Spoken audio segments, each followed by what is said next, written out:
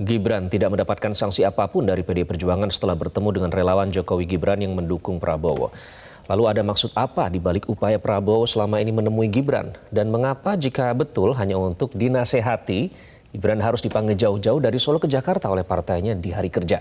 Kita membahasnya bersama jubir tim pemenangan Prabowo Subianto, Wihadi Wiyanto, politisi PDI Perjuangan M. Muhammad Rifki Nizami Karsayuda, dan peneliti indikator politik Bawono Kumoro. Selamat malam teman-teman. Selamat malam. Waalaikumsalam warahmatullahi wabarakatuh. Terima kasih sudah hadir di Prime Time News.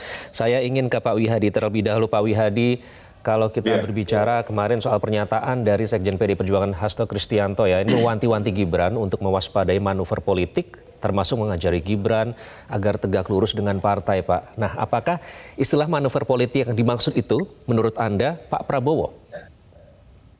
Saya kira dalam situasi yang sekarang ini semuanya bisa dikatakan apa yang disampaikan oleh Sekjen PDIP, ya kan? Jadi kalau bicara manuver politik, saya kira tidak ada dalam hal permasalahan pertemuan dengan Gibran itu. Itu kan pertemuan-pertemuan yang biasa ya, dan pertemuan itu juga pertemuan yang Pak Prabowo bukan hanya kali ini saja ketemu dengan Gibran kan. Sudah beberapa kali pada saat sahabat Lebaran juga bertemu. Terus kemudian ini kan rangkaian Pak Prabowo kan ada beberapa pertemuan-pertemuan di Jawa Timur, dan salah satunya kan dengan Pak SBY, kemudian kemudian berangkat juga ke Pondok Tebu Ireng dan segala macam. Saya kira baik, Pak Wihadi, permasalahan tapi momentum pernyataan itu dikeluarkan setelah pertemuan antara Prabowo dengan Gibran loh, Pak Wihadi. Kenapa?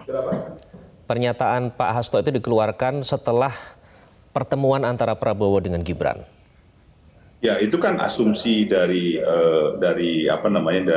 internal daripada PDI Perjuangan mengenai masalah hal tersebut kan. Tapi kan dalam hal ini pertemuan ini kan pertemuan yang masih belum dikatakan suatu pertemuan yang langsung menukik pada manuver politik. Tetapi kan di situ dikenakan kalau misalnya ini ada manuver-manuver. Kan kalau kita lihat dari pernyataannya Pak Hasto kan mengatakan demikian, ya kan? Artinya diingatkan, belum tentu pada saat pertemuan yang kemarin itu sudah terjadi, gitu kan?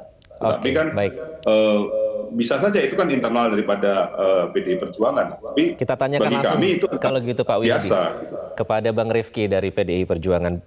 Bang Rifki, apakah itu hanya asumsi dari internal partai saja, manuver politik yang disebut oleh Pak Hasto kemarin pasca pertemuan antara Prabowo dengan Gibran? Iya, kalau kita bicara ini bukan manuver politik, tentu saya kira sulit kemudian untuk kita katakan ini sekedar silaturahmi. Karena Pak Prabowo kan keliling Indonesia, kebetulan yang ditemui paling sering Mas Gibran itu salah satunya di Jakarta, sementara ketemu bupati wali kota yang lain tidak sesering dengan Mas Gibran, sehingga kemudian politik tertentu.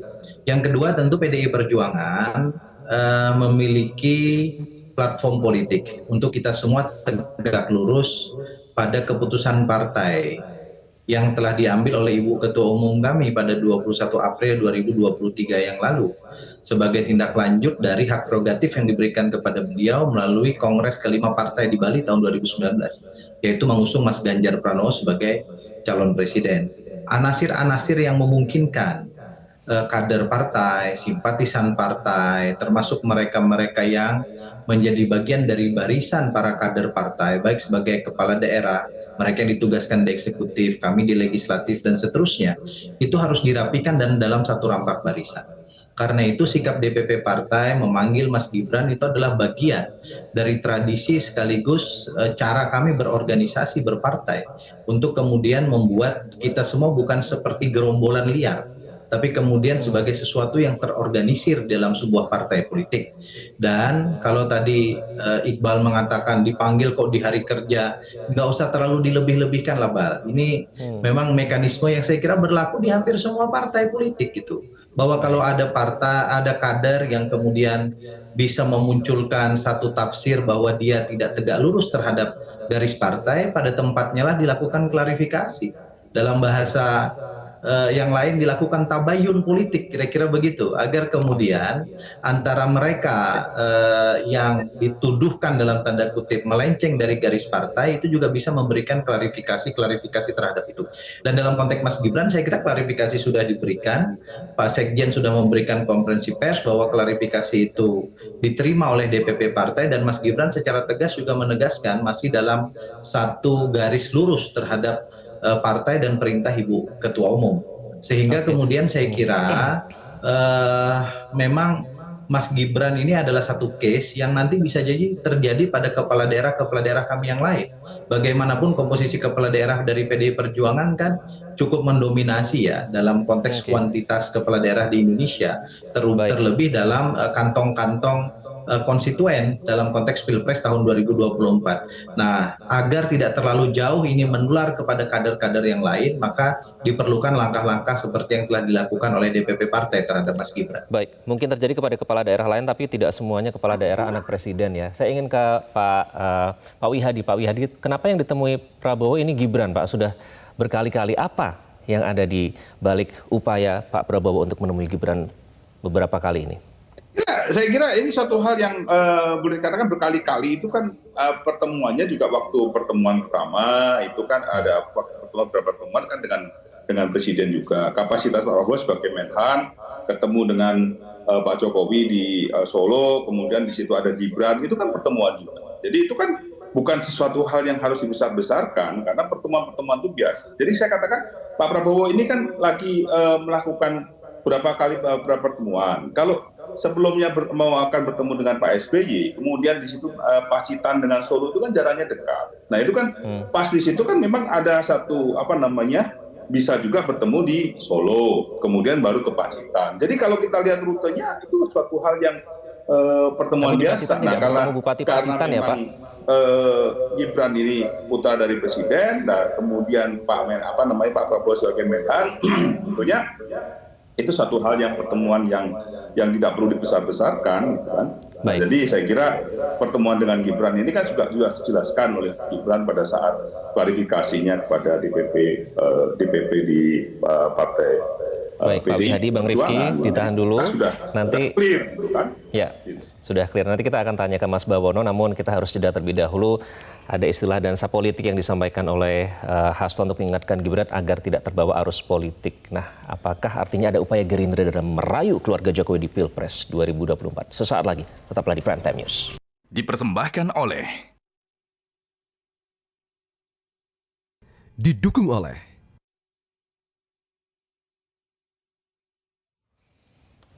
Anda kembali di Prime Time News dan masih bersama Pak Wihadi, Bang Rifki, dan saya sekarang ingin ke Mas Bawono. Mas Bawono, tadi dinyatakan oleh Pak Wihadi ya ini pertemuan biasa-biasa saja, tidak usah dilebih-lebihkan. Tapi dari PDI menyatakan bahwa kenapa yang ditemui Prabowo sampai beberapa kali. Nah, sebenarnya ada apa dengan pertemuan Gibran dengan Prabowo ini sampai berujung pemanggilan Gibran di DPP? Benarkah pertemuan Gibran Prabowo ini membuat PDI Perjuangan gerah, Mas Bawono? Iya, Mas Iqbal, terima kasih. Pertama, memang pertemuan hari Jumat kemarin itu tentu bukan pertemuan pertama ya. Sebelum pertemuan kemarin itu setelah terjadi beberapa kali pertemuan, seperti Januari lalu, Pak Prabowo juga pernah bertemu dengan Mas Gibran dan Mas Bobi juga dalam sebuah kunjungan dinas di Sumatera Utara. Kemudian di hari raya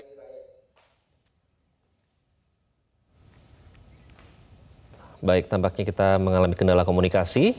Ini tadi pertemuan, video pertemuan yang... Kalau kita perhatikan, sebelum terjadi interaksi antara Mas Gibran dengan Pak Prabowo, Pak Jokowi sendiri dalam beberapa kesempatan, baik secara tersirat maupun tersurat, menyiratkan dukungannya terhadap Pak Prabowo Subianto. Misalnya dalam sebuah momen hari ulang tahun Partai Perindo di bulan November, Pak Jokowi secara dalam pidato sambutannya mengatakan bahwa 2024 jatahnya Pak Prabowo gitu ya. Kemudian dalam beberapa kunjungan kerja juga mengajak Pak Prabowo. Nah ini kemudian ya rangkaian-rangkaian ini yang kemudian dilihat publik bahwa Presiden Joko Widodo dan juga para anggota keluarga beliau itu seperti memiliki kecenderungan kepada Pak Prabowo dalam hal pilihan di pemilihan presiden 2024. Nah, ini juga yang menjelaskan mengapa menurut data survei temuan kami di bulan Maret kemarin, basis pemilih Pak Prabowo yang berasal dari pemilih Pak Jokowi dan Kiai Haji Maruf Amin di 2019 itu meningkat dibandingkan di bulan Februari. Kalau di bulan Februari itu angkanya masih sekitar 13,9%, tapi di bulan April kemudian di survei temuan kami itu sudah hampir 25% pemilih Jokowi dan Maruf Amin di 2019 yang mengaku akan memilih Pak Prabowo di 2024 nanti. Oke, ada peralihan suara begitu ya. Nah, apakah salah satunya ini karena pertemuan yang dilakukan oleh Prabowo dengan Gibran sampai Gibran harus dipanggil begitu untuk mengklarifikasi ke Jakarta. Kita akan simak pernyataan dari Gibran pada saat ditanyakan terkait dengan asumsi yang menyatakan bahwa PDI atau Gibran membuat manuver. Saya itu tidak di struktur partai, saya itu cuma kader biasa, saya itu masih kader baru, saya tidak punya pasukan, manuver apa? Saya itu cuma anak kecil, jangan pada panik gitu loh, ya. Mas Kapok nggak Saya itu cuma anak kecil, nggak tahu apa-apa, jangan pada panik gitu loh. Kapok menerima aku dengan Pak Prabowo nggak Mas jujur loh? Enggak. Bang Rifki, saya cuma anak kecil, tidak punya pasukan, tidak punya apa-apa, jangan pada panik. PDIP panik nggak sih Bang Rifki? 100 relawan Gibran berkumpul di Loji Gandrung, sebagaimana pernyataan koordinator relawan Gibran. Dan kemudian beberapa saat setelah pertemuan itu menyatakan memberikan dukungannya kepada Pak Prabowo. Saya kira akan lebih etis kalau kemudian tidak perlu menggunakan nama Mas Gibran dalam relawan tersebut, agar kemudian tidak membentur-benturkan Mas Gibran sebagai kader PDI Perjuangan dengan partai yang telah memiliki sikap terhadap Mas Ganjar Pranowo sebagai calon presiden dari partai kami. Mas Gibran adalah kader partai kami, Pak Jokowi juga adalah kader partai kami, dan karena itu saya kira semua pihak yang mencintai Mas Gibran dan Pak Jokowi mestinya adalah satu tarikan nafas dengan posisi Mas Gibran sebagai kader partai dan Pak Jokowi sebagai kader partai. Hal ini juga Iqbal saya sampaikan di Metro TV beberapa waktu yang lalu ketika dimintai menanggapi hasil keputusan musra yang dilakukan oleh teman-teman Projo dan kawan-kawan yang memberikan rekomendasi beberapa nama calon presiden dan wakil presiden. Saya katakan kalau kemudian musyawarah rakyat itu senafas dan mencintai Pak Jokowi, maka mestinya calon presidennya adalah penguatan terhadap kawan-kawan relawan yang selama ini mendukung Pak Jokowi untuk mendukung Mas Ganjar. Karena Pak Jokowi adalah kader dari PDI Perjuangan dan PDI Perjuangan telah memutuskan hal tersebut. Saya kira dua hal ini cukup memberikan gambaran kepada publik bahwa PDI Perjuangan memang harus memberikan sikap terhadap kader dan seluruh petugas partai siapapun ia, bukan hanya Mas Gibran. Kalau kemudian memungkinkan melakukan langkah-langkah politik dan terikut dalam dansa-dansa politik, kira-kira begitu kata Mas Hasto, yang menimbulkan multitafsir di kalangan publik, terutama pada pendukung-pendukung mereka yang merupakan bagian dari kekuatan PDI Perjuangan selama ini. Baik, Bang Rifki, saya mau meneruskan pernyataan wartawan tadi yang terpotong jawabannya tidak jelas ya. Apakah kapok ketemu Prabowo? Apakah ada sikap dari partai buat melarang Gibran secara spesifik nggak usah ketemu lagi deh dengan Pak Prabowo? Kasus Mas Gibran ini adalah satu kasus yang akan ditarik untuk kemudian kita membuat satu ketentuan secara umum kepada seluruh petugas partai di eksekutif, kepala daerah, baik gubernur, bupati, wali kota di seluruh Indonesia. Dan karena itu kita tunggu saja nanti DPP partai akan segera merumuskan bagaimana kemudian ketentuan-ketentuan tersebut agar dalam konteks dinamika politik yang semakin tinggi menghadapi pileg dan pilpres ini, kita kawan-kawan yang diberikan amanah di eksekutif partai, termasuk kami di legislatif partai, itu bisa betul-betul memenuhi pedoman-pedoman tersebut dan tidak confuse misalnya terkait dengan posisinya satu sebagai kepala daerah, namun di sisi yang lain harus kemudian menerima para menteri yang kebetulan mendeklarasikan diri sebagai calon presiden dan atau calon wakil presiden di luar partai kami. Karena Baik, itu Mas kemudian kan Bawono. harus ada sikap yang tegas ya pada Oke. titik mana kemudian koordinasi dilakukan dalam konteks pemerintahan, tapi dalam konteks-konteks yang memungkinkan tafsir-tafsir politik yang liar, Oke. saya kira kader-kader partai harus bersikap untuk hal Saya tersebut. ingin ke Mas Bawono. Rasanya agak sulit ya membayangkan seorang kader yang sampai terpilih menjadi kepala daerah tidak tahu dari konsekuensi apa yang sudah dilakukan, terutama terkait dengan dinamika politik jelang 2024 ini. Namun ternyata tetap saja itu dilakukan. Nah, sebenarnya siapa yang diuntungkan dan siapa yang menguntungkan sih, Mas Bawono, dari pertemuan antara Prabowo dengan Gibran ini? Ya, saya kira pertama tadi saya ingin menggunakan istilah dansa politik ya.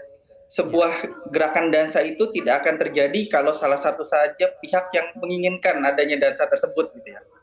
Nah, gitu kalau kita berdansa itu kan harus ada keinginan dari dua pihak gitu. Nah, dalam konteks itu saya melihat juga bahwa pertemuan itu tidak mungkin terjadi kalau tidak ada sikap kehangatan atau sikap welcome dari Mas Gibran gitu ya, selaku tuan rumah gitu ya, wali kota Solo gitu. Nah, kedua, memang Pak Jokowi ini adalah yang sangat diperebutkan gitu ya, pengaruh beliau gitu ya. Jangan lupa Pak Jokowi memiliki approval rating yang sangat tinggi gitu. Saat ini kalau menurut temuan survei kami yang terakhir itu mencapai 78,5%. Meskipun Pak Jokowi bukan ketua umum partai politik, veto player di PDIP gitu ya, atau dalam istilah kawan-kawan di PDIP petugas partai gitu, tapi jangan lupa Pak Jokowi memiliki approval ratingnya tinggi, itu yang berarti juga adalah dukungan publik gitu ya, yang tergambarkan melalui approval rating tadi. Kedua, Pak Jokowi juga memiliki dukungan relawan-relawan yang masih sangat loyal kepada beliau, relawan yang mendukung beliau selama 2 pemilihan presiden terakhir. Yang juga dimiliki Pak Jokowi adalah dukungan dari partai-partai politik koalisi yang sangat solid selama 2 periode pemerintahan beliau gitu ya. Artinya hal-hal inilah yang kemudian membuat nilai Pak Jokowi itu sangat tinggi di mata para bakal calon presiden yang akan berkontestasi di pemilihan presiden mendatang. Oke. Nah, itu juga kita lihat bagaimana misalnya selama 2 bulan terakhir juga terungkap dalam temuan survei kami, kenaikan approval rating Pak Jokowi itu selama 2 bulan terakhir itu beriringan dengan kenaikan dukungan elektabilitas dari Pak Prabowo. Seiring kemudian juga banyak interaksi-interaksi antara Pak Jokowi dan Pak Prabowo, di mana Pak Prabowo diajak berulang kali dalam sebuah kunjungan kerja ke negaraan. Kita langsung tanya ke Pak Wihadi ya. Tadi dari hasil survei ternyata berpengaruh terhadap elektabilitas Pak Prabowo. Nah, apakah masih nanti akan ada upaya dari Gerindra untuk merayu keluarga Jokowi di Pilpres 2024, Pak Wihadi? Karena nyatanya relawan Jokowi Gibran nih mendukung Prabowo kok. Saya kira kalau bicara masa relawan ini kan tidak bisa kita minta, tidak bisa kita tolak. Kalau misalnya ini kan relawan ini kan yang namanya benar-benar mereka itu menilai kinerja. Dan saya kira relawan itu sendiri tentu mempunyai penilaian.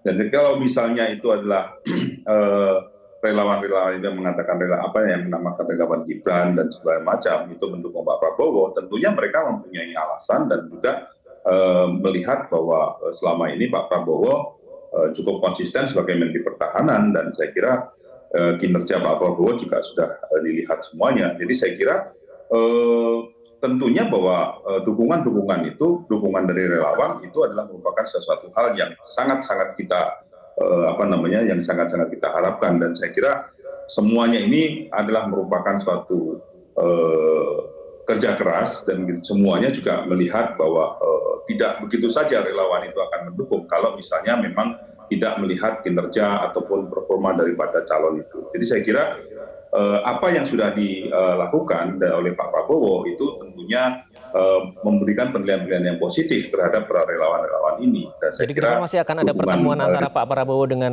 Jokowi maupun keluarganya ya Pak ya? Bagaimana? Kedepannya masih akan ada pertemuan antara Prabowo dengan Jokowi dan keluarganya?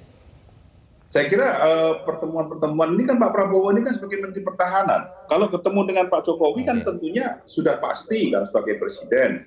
Nah kalau presiden kemudian dengan keluarganya pasti bertemu kan kita bagaimana kita membatasi karena Pak Prabowo kan sebagai menteri daripada Pak Jokowi. Saya kira suatu hal yang memang tidak bisa kita langsung kotakkan begitu saja karena permasalahannya kan hubungan hubungan daripada kerja, hubungan daripada pemerintahan, ini semuanya berhubungan gitu kan. Jadi saya kira pertemuan itu tetap akan berjalan. Iqbal, saya boleh respon Iqbal? Ya, boleh singkat Bang Rifki, singkat. Ya, satu yang ditemui selalu Mas Gibran, ya, bukan Mbak Kahiyang, bukan Mas Kaisang, walaupun ada ketemu mereka pada saat Lebaran, itu satu. Yang kedua saya kira relawan juga Mas Gibran akan segera menertibkan itu relawan-relawan dengan simbolisasi Mas Gibran dan Pak Jokowi agar kemudian tidak lagi membuat gerakan-gerakan yang menghadap-hadapkan Mas Gibran dengan PDI Perjuangan. Yang ketiga saya ingin respon soal survei. Bahwa dalam banyak survei di luar punya Mas Baworo, approval rating Pak Jokowi yang hampir 80% itu juga kontributif terhadap elektabilitas Mas Ganjar yang sekarang naik hampir 40%. Dan bukan hanya untuk Pak Prabowo. Saya kira Mas Baworo juga harus fair untuk menyampaikan fakta-fakta kebenaran ilmiah di ruang publik seperti ini. Nah, hal-hal tersebut saya kira penting Iqbal untuk kami sampaikan agar kemudian kita tidak segera menyimpulkan bahwa apa yang dilakukan Mas Gibran itu sama dengan dukungan terhadap Pak Prabowo karena Mas Gibran telah secara tegas menyatakan bahwa beliau mengikuti dan tegak lurus kepada perintah partai dan itu artinya tegak lurus terhadap keputusan Ibu Ketua Umum untuk mendukung Mas Ganjar Pranowo. Saya kira lebih lanjut kita lihatlah implementasi dari sikap, tindak, dan gerakan-gerakan politik Mas Gibran. Dan sekali lagi bukan hanya yang berlaku untuk Mas Gibran, ini berlaku kepada semua petugas partai yang ada di eksekutif, gubernur, bupati, wali kota, termasuk kami-kami yang ada di legislatif seperti saat ini. Baik, nanti kita lihat apakah nanti akan ada yang, karena kalau untuk berdansa itu kan it takes two to tango ya, nanti kita lihat apakah ada dansa-dansa politik ke depannya nanti siapapun itu tokohnya. Nanti kita akan lihat bersama dinamika menjelang 2024 ini. Terima kasih Pak Wihadi, terima kasih Bang Rifki, terima kasih Mas Bawono, terima kasih sudah bergabung di Prime Time News.